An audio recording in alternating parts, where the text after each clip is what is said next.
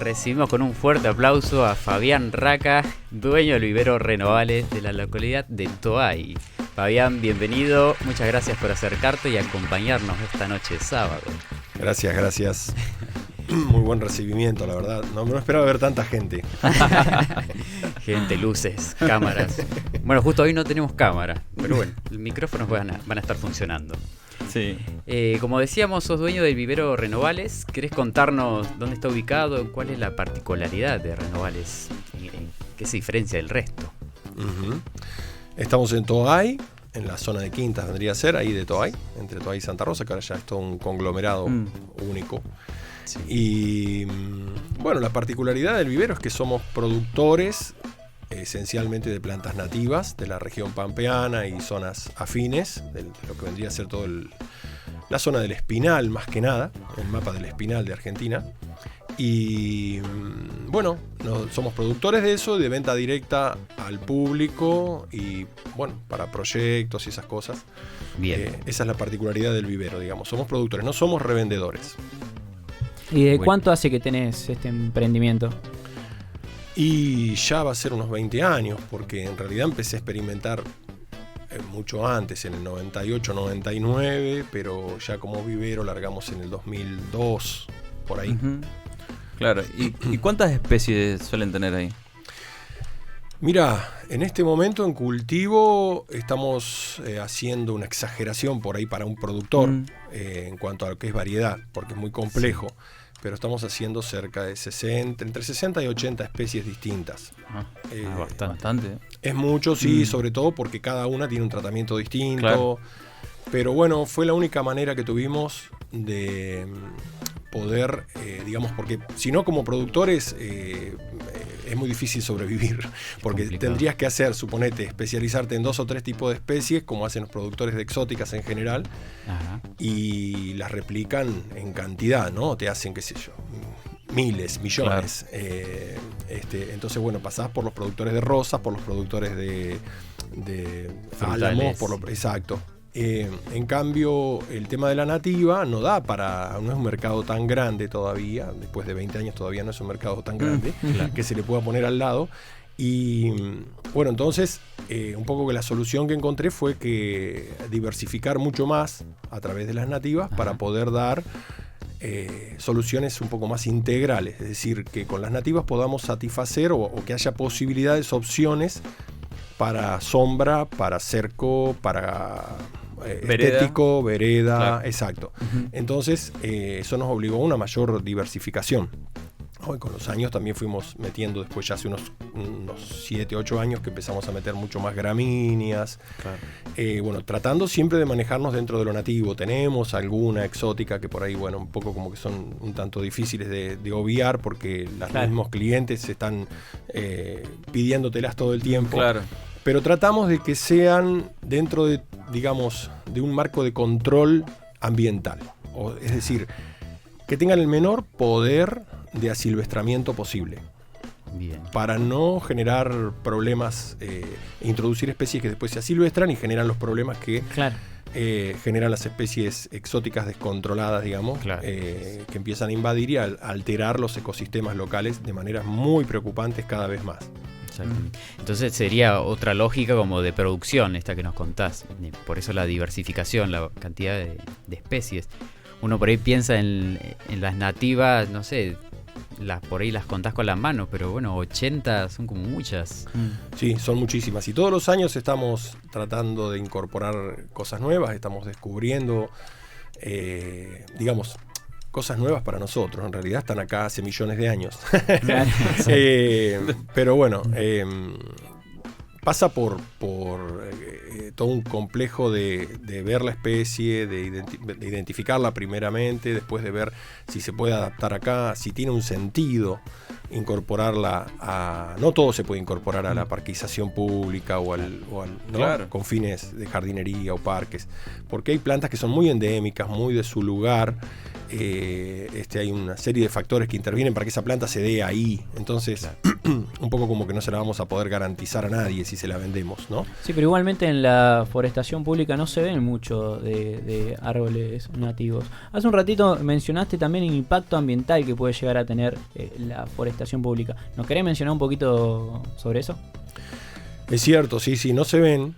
Porque bueno, hay todo un complejo que todavía falta experimentar, ¿no? Yo hace 20 años estoy siempre descubriendo algo nuevo, claro. Así que imagínate. Pero dentro de lo que es exótico, hay, no sé, algunas plantas que llevan miles de años de domesticación. Entonces ya van a lo seguro, ¿no? Claro. Ya sabés que el fresno te va a dar la sombra, por más que después te levante la vereda.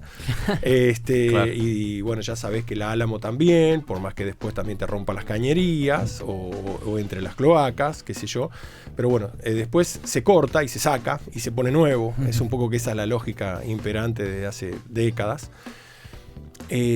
Porque sí, la forestación pública tiene un impacto ambiental muy importante.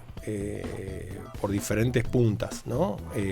Una de ellas es el asilvestramiento, como te decía. Generalmente en la ciudad, como no tienen muchos controladores naturales, las plantas semillan muy bien y todo eso. Y cuando quisiste acordar, empezaron a ser llevadas por los pájaros, sí. por el viento, o a veces por misma gente que bien intencionadamente van y las plantan en un lugar donde no había nada y dicen, bueno, vamos a poner un arbolito acá para tirarle una onda. Y en realidad capaz que están generando un problemón. Hace poco vi en la Ruta 14 una especie de esos ermitas que hacen, esos santuarios populares así, de no me acuerdo si es Santa Rita o una de esas, ¿cómo es? Santos populares. Y me sorprendió que alguien con la mejor intención, con toda su fe, me imagino, y todo eso, lo rodeó de algunas cosas que, bueno, no están mal, son exóticas, pero no están mal en el sentido de que no se van a silvestrar en el lugar. Claro. Pero después metió, por ejemplo, muchísimos ailantos, que es el árbol del cielo, que es tremendamente invasor. Después se va a ganar para el monte, tiene una raíz gemífera tremenda, un poder de reproducirse de semilla, de raíz, de gajo. Claro. Se va a comer el monte. Se lo va a comer al monte, exactamente. Claro. Van a generar un foco de infección en realidad con eso. Porque es una planta que después no le da de vivir a cantidad de seres, porque no se trata de solamente las nativas, por una cuestión, no sé, ¿viste? De soberanía, qué sé yo, de nacional, ¿viste? Regionalidad. De regionalidad, sino que junto con las nativas estamos hablando de poblaciones de aves, de insectos, de un complejo en el suelo que aún hoy se está tratando de descubrir, porque cuando yo entré a la facultad a estudiar geología, me acuerdo, y licenciatura en recursos naturales, que era en aquella época, se hablaba de 1 millón de bacterias en una cucharada, en un gramo, ponele, de tierra, ¿no? Y ahora son miles de millones de bacterias, y de eso se conoce el 1%. Entonces, no podemos ser tan irresponsables de llevarnos puesto un mundo que no conocemos. Claro. ¿Ah? Es decir, pasa que, bueno, plantear estas cosas genera escozores varios, pero son necesarios porque estamos ante una emergencia ambiental muy, muy gruesa. Y la función que tienen un montón de seres vivos asociados a las plantas nativas es la salud del ecosistema. Y esa salud del ecosistema también es nuestra salud. Sí, hoy a la tarde me tocó ir a una caminata en el Jardín Botánico Provincial donde se hacía un reconocimiento de aves y era muy claro de qué lado había más ruido y de qué lado no. Exacto. ¿Sí? Viste que cuando entras al Jardín Botánico Provincial se divide en dos lugares. Tenés para la derecha lo que es plantas exóticas y para la izquierda lo que es el bosque nativo. Claro. ¿A qué te referís con ruidos? Exactamente. La mayor cantidad de aves que teníamos que ver estaban del lado nativo. Y también nos dieron una charla bastante relacionada con lo que nos estás contando. Así que... Y en cuanto te puedo llegar a creer. No, tal cual. Y después está el tema de las alergias, que creo que lo hablábamos fuera del aire. También. Es otro problema gigante que hay. Porque hay creo que es en el centro, me parece que es en el techo de la universidad, que hay un aparato que toma muestras del aire que se respira en Santa Rosa. Ajá, mira. Después se llevan esas muestras, creo que la cátedra de palinología de la Facultad de Agronomía maneja eso. Son unas chicas interesantes para hablar de esos temas. Está bueno. Y bueno, ahí se analiza la composición de los pólenes, de los polvos que respiramos en el aire, ¿no? La caspa, toda esa cosa que vuela y que se respira. Y se han detectado en los últimos informes, o sea, yo ahora hace como 3 años o 4 que no recibo un informe de esos, pero hasta que venía recibiéndolo había detectado una altísima presencia de polen alergénico de especies exóticas en su mayoría. Algunas nativas también son alergénicas, ojo, ¿viste? Pero bueno, no son las que están en el ejido urbano. ¿La barba de chivo puede ser? No, el piquillín, por ejemplo. Pero la verdad es que no ves un solo piquillín por acá. No, después algunos cereales, algunos cultivos también. Pero bueno, el tema es ese, porque es decir, ¿qué significa eso? Que hay, digamos, un montón de plantas que las poliniza el viento en vez de los insectos, ¿no? Más allá de que sean exóticas o nativas, no pasa por ahí.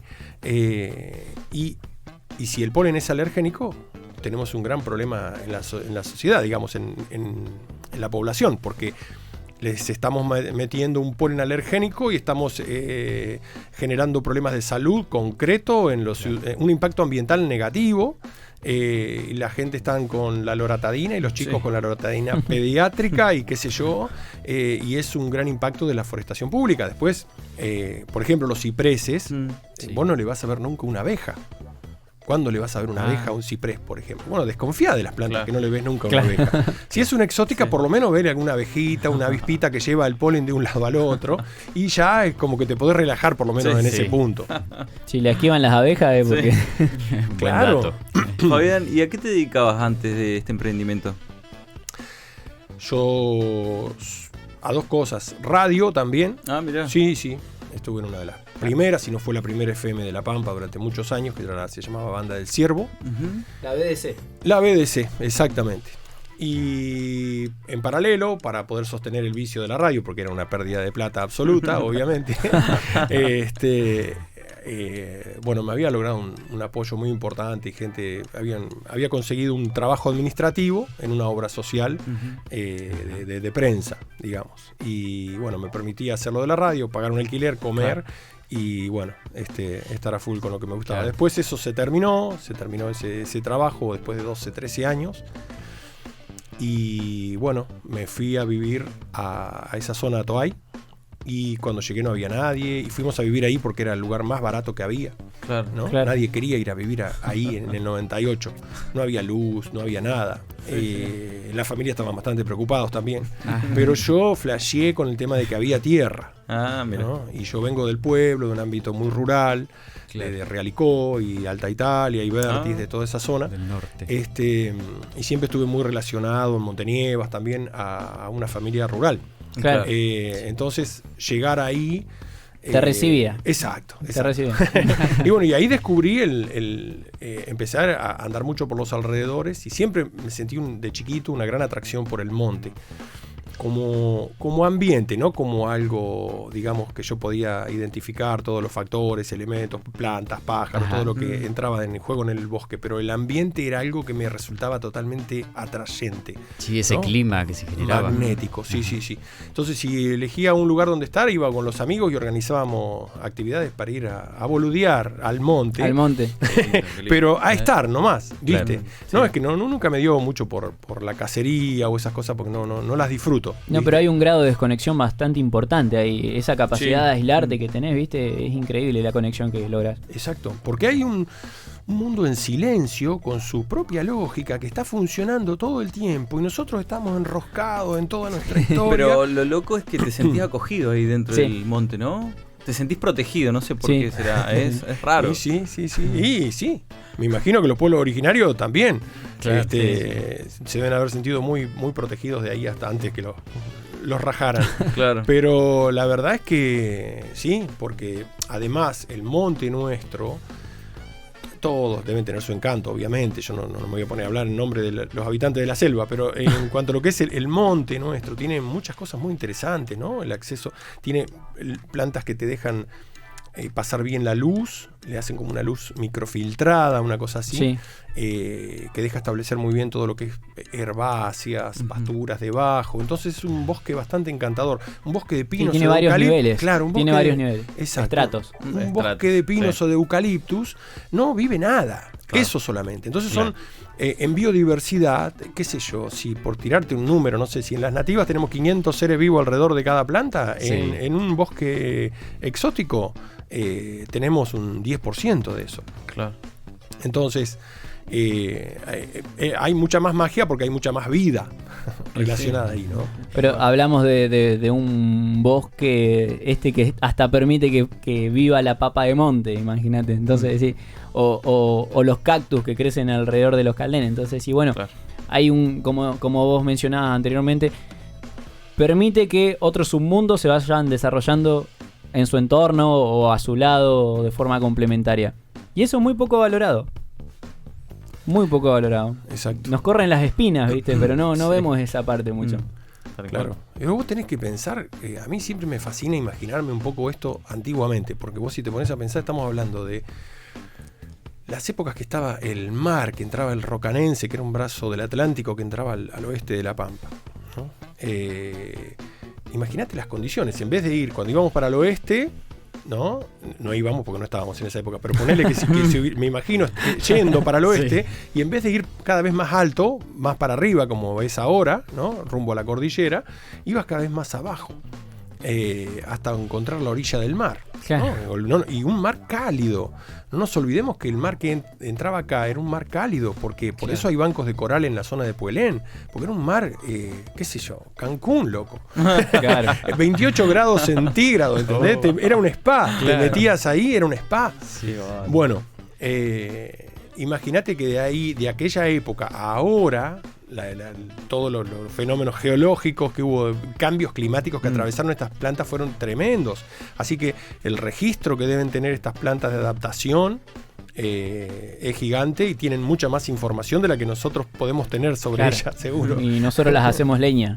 Claro, nosotros pensamos que es algo para la leña, tal cual. Exacto. Sí, bueno, un tema preocupante también, porque estamos hablando de la Pampa 2022, ¿no? Y estamos como todavía en muchos lugares teniendo que lidiar con un concepto como si fuera la pampa agrícola del principio del siglo pasado, que tenía que tirar todo para poder sembrar. Claro. Y no, vos fijate, por ejemplo, a mí como viverista en esto, el algarrobo nuestro, el Prosopis flexuosa, ¿no? Es un algarrobo dulce que le dicen, bueno, algarrobo pampeano.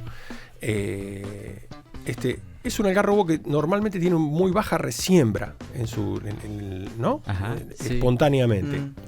Se ven mucho menos densidad que el caldén porque no lo consume tanto el ganado y no lo dispersa tanto.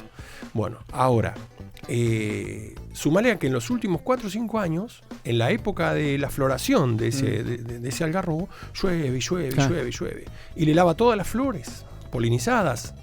Entonces después tiene muy poquita chaucha. Claro. Entonces, muy poquitas semillas y encima que se resiembra poco. Naturalmente, le llueve. Y después, andás por las avenidas y ves bolsa de leña de algarrobo y todos los asados dándole al algarrobo como loco. A mí me preocupa un poco, ¿viste? Porque la verdad es esa, o sea, en estos tiempos ya yo preferiría que le den duro a la leña de las exóticas. A mí no me tiembla la mano para darle motosierra a una exótica, sinceramente. Claro. ¿Viste? Veo que hay demasiado discurso a veces pseudoecologista. Porque, las plantitas y que... sí, bárbaro. Es cierto. Pero no son todas las plantas lo mismo. Y si tenemos un problema generado por las exóticas, y bueno, dale leña a la acacia blanca, qué sé yo. Claro. Usale eucaliptus. Los pinos que los podés resembrar. Claro, que son como lechuga, que vienen por todos lados. Claro. Aprovechémoslo de esa manera. Porque y no un árbol que nos lleva 50 años para tenerlo. ¿Viste? Claro. Entonces, no quiero decir que el monte no se pueda aprovechar, porque de hecho se aprovecha. Pero... con una medida mucho más racional, si bien hay ciertas medidas protectivas ahora que no es tan fácil desmontar como en otra época, ¿no? Eso está bueno. porque hay una serie de permisos y cosas así, ¿no? La ley de bosque nativo. Exacto, y la reglamentación que hicieron acá, que en cada provincia fue particular. Pero bueno, yo me acuerdo de estar en la audiencia por la ley de bosques en la reglamentación, cuando se hizo la reglamentación acá para La Pampa, y escuchar algunos discursos que realmente... Yo había ido con la idea de aportar algo, pero la verdad que me quedé calladito, porque digo, ¿qué voy a hacer? Ellos mandan, digamos, ¿no? Gente de mucho poder que representaban a determinadas agrupaciones o asociaciones así importantes, se ponían y marcaban la punta, es decir, decían... marcan la cancha. Claro, nosotros lo que queremos, decían, con esta ley de bosques es que haya que hacer menos papeles para sacar a la mierda todos estos fachinales. O sea, ¿entendés? Era complicado. Vos, ante ese panorama, ¿qué haces? ¿Viste? Que te ponen la vara ya de entrada ahí arriba, ¿viste? Vos podés negociar un caldencito más, uno menos. Pero imagínate, después viste gente que amenazaba que, bueno, si también joroban tanto con las leyes, no nos olvidemos que acá somos todos de chispa fácil. Claro, se incendia rápido. Chispa fácil. Dale. Ya hace un rato mencionabas que estabas escuchando a Ana, que has trabajado con ella. ¿Te contactan muchos arquitectos o profesionales que tengan que ver con el diseño para asesoramiento o recomendaciones? ¿Trabajás de la mano con...? Sí. Muchos no. Me contactan. ¿Te contactan? Sí, pero muchos no. No. Contados. No. Ana es una de las excepciones. Hay otra Ana también en Pico, que es Ana Arocena, que tiene una gran experiencia con estas cosas y la construcción de canteros naturalistas. Claro. Es muy interesante el laburo que está haciendo Ana Arocena también allá. Pero te diría que son ellas y, bueno, algún otro arquitecto que esporádicamente me contacta para algún trabajo puntual. Claro, pasa que no hay muchos arquitectos dedicados de lleno, por ejemplo, al paisajismo, entonces... Claro, si bien es una rama originalmente del ahora se estudia como carrera sola, ¿no? Pero es una rama de la arquitectura. Sí, totalmente. Y sí... Y más en latitud como la nuestra, debieran ser procesos complementarios. Sí. En todo caso. Sí. Y vos, por ejemplo, a veces decís, pucha, quisiera hablar con el arquitecto que hizo tal edificación en el momento que vos tenés que ir a hacer un trabajo. Por ejemplo, me ha tocado ir a edificios públicos, no del gobierno o de un banco, por ejemplo, así, y tenés el diseño ahí hecho ya, armado, y vos tenés que ir a poner las plantitas que para ellos, en general, es un adorno. Claro. Es algo que cierra ahí, un decorado que hay ahí. Un ornamento que hay que cerrar. Bueno, generalmente dejan unos canteros ya armados, pero sellados por abajo. Claro. Para que, no sé qué problema pueda haber.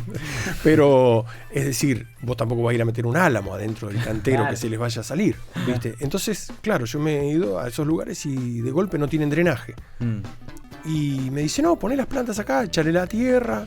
Y listo. Y le digo, pero la planta necesita echar raíces después. Y después se va a secar. Bueno, se cambian. Se cambian. Claro. Se secaron, se cambian. Descartable. Claro. Además, por ejemplo, ir a esos lugares y ver que vos trabajaste a lo mejor en un montón en un cantero y después lo ves lleno de puchos, de lata, claro. ¿viste? Lata.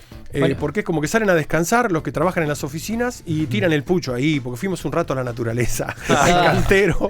Justo te estaba por preguntar qué pensabas de esa jornada que se hizo el año pasado en el predio del Centro Cívico de acá de Santa Rosa, donde se plantaron un centenar de árboles autóctonos. Salió la noticia, yo recuerdo que fue muy mencionada.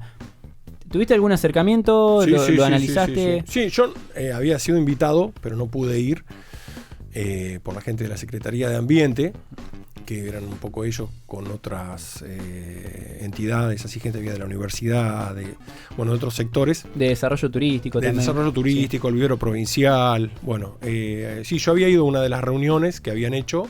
Y se había planteado el tema y me había parecido súper interesante porque era la primera vez que desde el gobierno se convocaba para un tema similar, digamos, ¿no? Con una preocupación de decir, démosle una identidad a este lugar.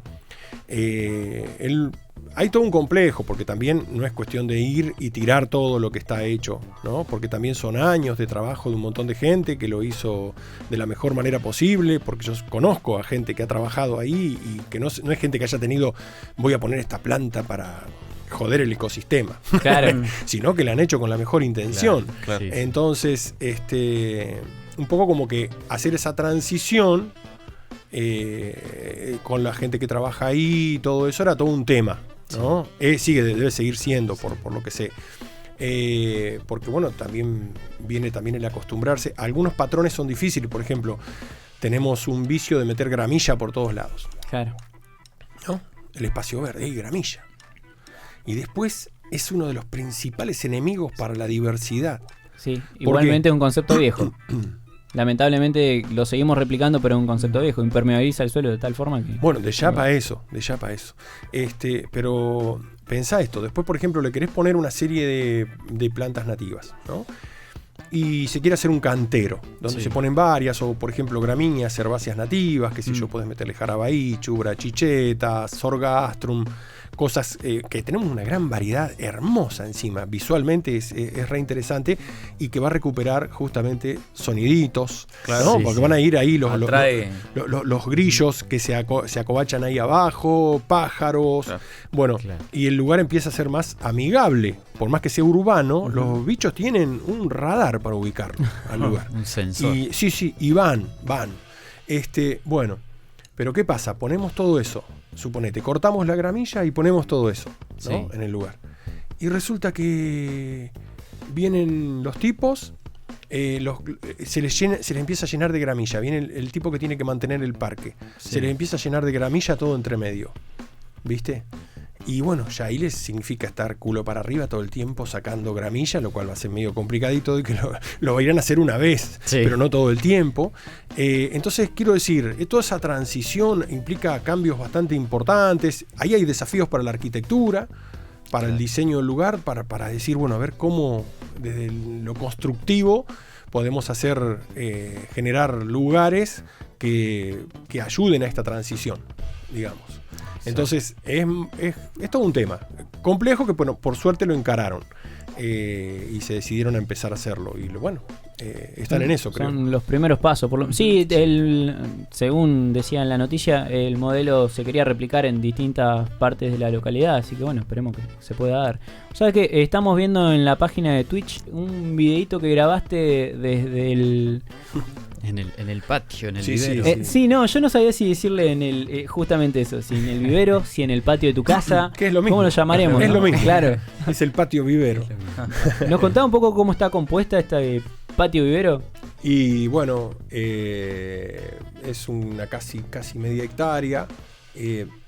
Todo el frente es parque, porque por una cuestión de barrio residencial donde estamos y código urbanístico mediante, tratamos de no tener todas las estructuras tipo invernaderos y esas cosas adelante. Es un acuerdo con el municipio de Toay.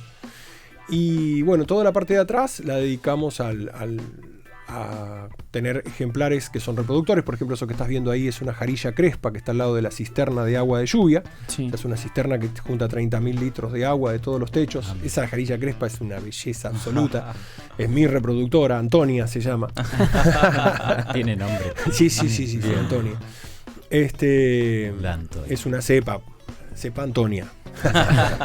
Dentro de muchos años, cuando ya seamos polvillo nosotros, van a decir, esta es Antonia, es una descendiente de Antonia. Bueno, y ahí es una estructura de media sombra, que fue lo primero que hicimos en el vivero en el 2002, por ahí así como estructura, porque después antes era todo al aire. Ahí tenemos zampas, un arbusto de los lugares de suelos medios arenosos, salinos de la Pampa, muy interesante, de una gran resistencia, que se adapta a estos otros suelos, con la particularidad de que después no se hace plaga, sino es en el suelo salino, ¿no? Entonces es interesante, se mantiene como un arbusto de bastante dimensión, ¿no? O sea, mientras peores son las condiciones, más le mete. Tal cual, es así. Me gusta. No, es que tenemos unas maravillosas adaptaciones. Tendrían que traer acá gente que estudian los salitrales de la Pampa. Hay gente en la universidad que conocen realmente, ¿no? Desde el punto de vista científico, la diversidad de suelos. Es increíble, la variedad de cosas que hay es increíble. Las adaptaciones. Esos son mis reproductores de jarilla. Esa jarilla la cultivé yo y le tiene un porte un tanto monstruoso, diferente a otras jarillas, porque la hice abrir. ¿Cuántos años puede tener esa jarilla? Esa debe tener 17 años, 16, 17. Ojo, tocaste un punto interesante que es el de la velocidad. No Sí. todas las plantas nativas son tan lentas como se imaginan, porque Claro. son lentas en el campo que nadie las asiste. Claro. En cultivo, muchas aceleran. Hay algunas que no, que son lentas, qué sé yo. Por decirte, el abriboca, que es un tipo de maitén nuestro, bueno, es lentísimo, dale la vuelta que quieras. Otras que son lentas como el piquillín, por ejemplo, en condiciones normales, así puesto arriba, lo pones contra una pared caliente y en 3 o 4 años tenés un arbusto de 1 metro. mira. Tampoco es tan lento. Claro. Entonces, bueno... El caldén dicen que si lo regás también crece muy rápido. Ni hablar, el Sí. caldén se cría normalmente unos 40 centímetros por año. Mira. Lo que pasa es que mucha parte, digamos, mucho porcentaje de ese crecimiento es para los costados, Claro. haciendo ramas así, arbustizándose. Es horizontal. Claro, se defiende del ataque de los animales, genera un cono de sombra, pero eso es porque en el campo nadie lo asiste. Claro. Ahora, si vos todo ese crecimiento lo direccionás con tutorado, o sea, Sí. la nativa yo le aplico el manejo de muchas plantas exóticas, ¿no? Tutorado y poda de abajo y se hace un árbol muy lindo, llegás a tener un árbol de 3-4 metros en 8 o 10 años. Claro. Nosotros por ahí en arquitectura buscamos los recursos, no sé, sombra, ornamentación. ¿Qué planta podríamos elegir, por ejemplo, para la sombra? La sombra de las nativas, ya te digo, no es tan densa salvo de algunas especies. Por ejemplo, si querés una sombra más densa, ya tenemos que entrar en el mundo de los molles, ¿no? Que están siempre verdes y bueno, generan un cono de sombra un poco más potente. Después, normalmente todo lo que es las hojas bipinadas, chiquitas de todo lo que son prosopis o o el chañar mismo, que no es un prosopis, pero dejan pasar bastante luz, pero hay diferentes densidades, ¿no? Claro, por una ejemplo, especie de filtro. Claro, exactamente. El espinillo, que es una nativa de Argentina que se ha dispersado por muchos lugares, no podríamos decir que es una típica de La Pampa, Sí. pero sin embargo en La Pampa ya está silvestrada hace años y hay en rutas. Inclusive hemos encontrado, hay un ejemplar en Toay que tiene más de 100 años, que está registrado cuando la mensura se hizo, ¿no? Fíjate vos. Y es alucinante, está en el patio de una casa, es alucinante. Ese habría que declararlo de patrimonio, porque tiene un tamaño que te parece un caldén. Sí, mira, No parece ya un espinillo. Bueno, son muy lindos. Acá en casco urbano hay algunos espinillos alucinantes, muy bien manejados, Acá en Santa Rosa. con diferentes estilos de manejo. Porque yo creo que son adaptaciones a los tamaños de las veredas, que son un problema. Sí. Claro. Porque si hacemos una veredita como algunos pasajes de la calle Córdoba, por ejemplo, una vereda, no sé, 1 metro tiene esa vereda, más no tiene, 1,20 m tendrá. Bueno, Sí, es angosta. es angostita. Bueno, ahí hay un espinillo que el tipo lo puso en la vereda, lo trabajó de una manera increíble porque le sacó la copa como a los 2,5 metros, 3 metros recién sale la copa. Entonces no joroba a nadie con las espinas, es alucinante, y se le pone al lado de los fresnos. Claro. Sin embargo, no le levanta la vereda. Claro. Mirá vos, che. ¿Viste? Bueno, y está bárbaro en un lugar donde pueden pasar un camión, o sea, él lo trabajó. Claro. Después hay otros, por ejemplo, en algunos otros lugares. Hay uno atrás del Club San Martín, en la Liguieri, que esa familia lo mantiene muy bien en la vereda. Ahí ponen los autos a la sombra y qué sé yo. Está podado ya más tipo como lo vemos en el campo, ¿no? Pero también muy bien trabajado. Y muchos ejemplos, esto que te estoy dando son un par de ejemplos de muchos. También hay gente que tiene caldenes acá.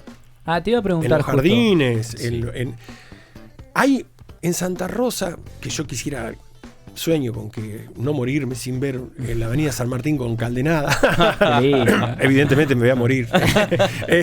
No, tal vez no te morís plantados. Bueno, exacto. Crecidos y Es no otra nos dan cosa. los años, pero... Es otra cosa.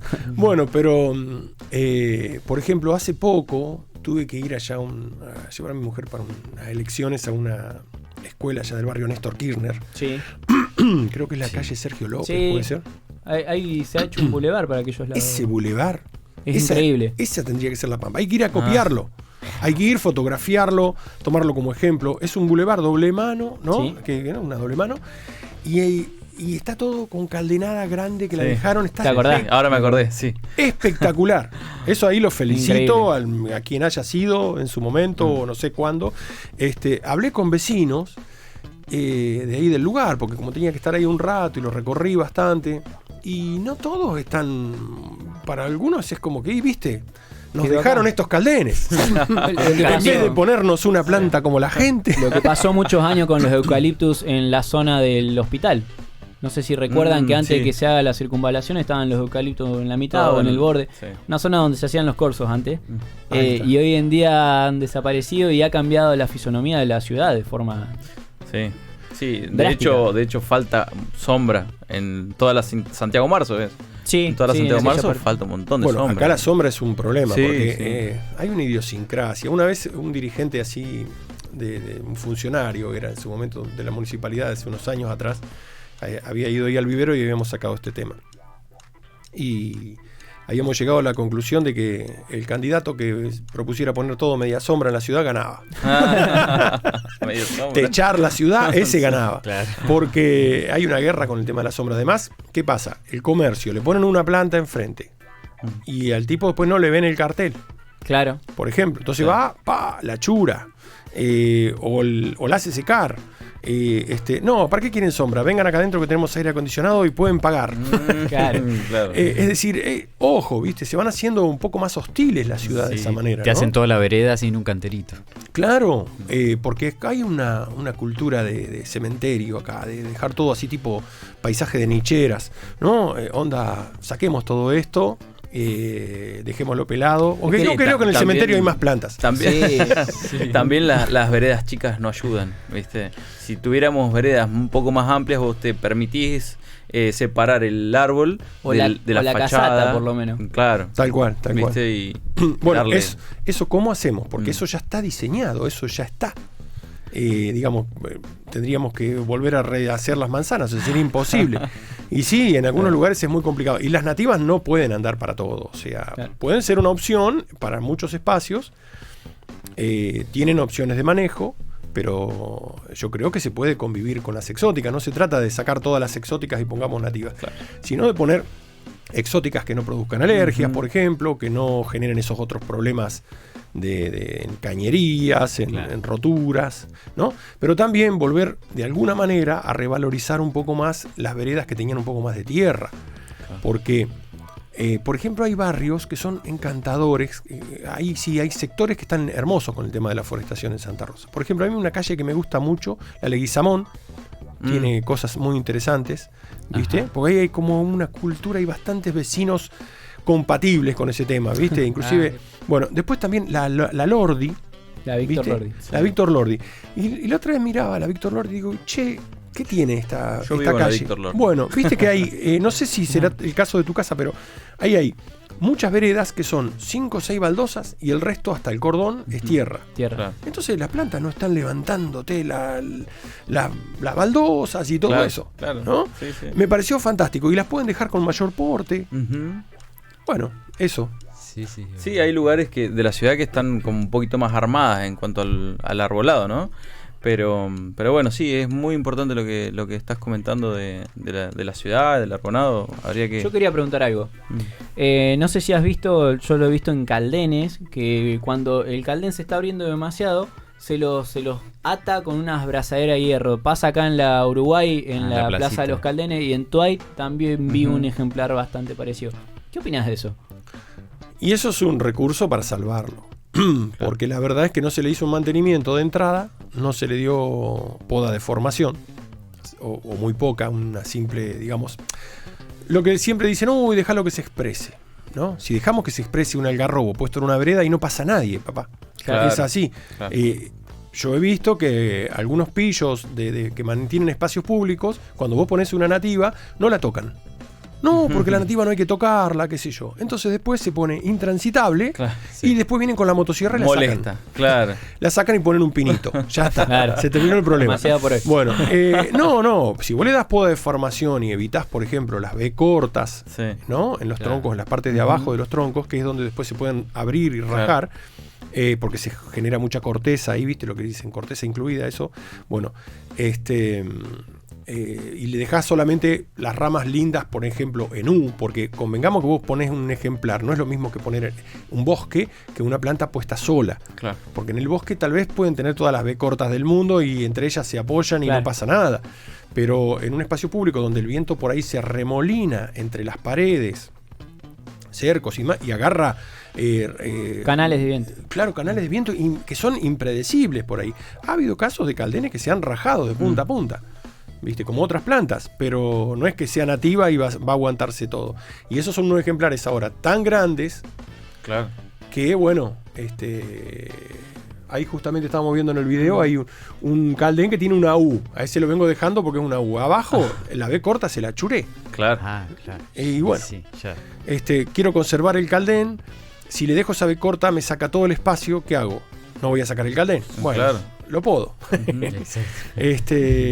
¿Cuál es el árbol más grande que tenés ahí en tu...? Yo pensé le iba a preguntar el preferido. Ah, bueno, el más grande y el preferido. ¿Grande en qué sentido? En porte, en tamaño. ¿Como cultivado o plantado?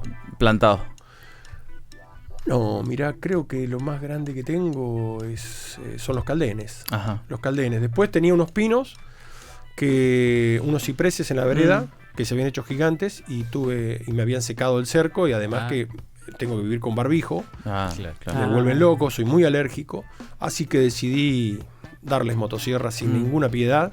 Y ahí donde teníamos esos 2 cipreses, pusimos espinillos, azares, zampas, una diversidad enorme de cosas que ahora está empezando a crecer, digamos, ¿no? Primero algunos vecinos se asustaron, dijeron, mirá, el del vivero y está dándole la motosierra como loco. ¿Qué le pasó? Se cansó. Sí. No, Se pero muda. la verdad es que las he ido reemplazando año a lleva año. los pinos. Sí. No, sinceramente no.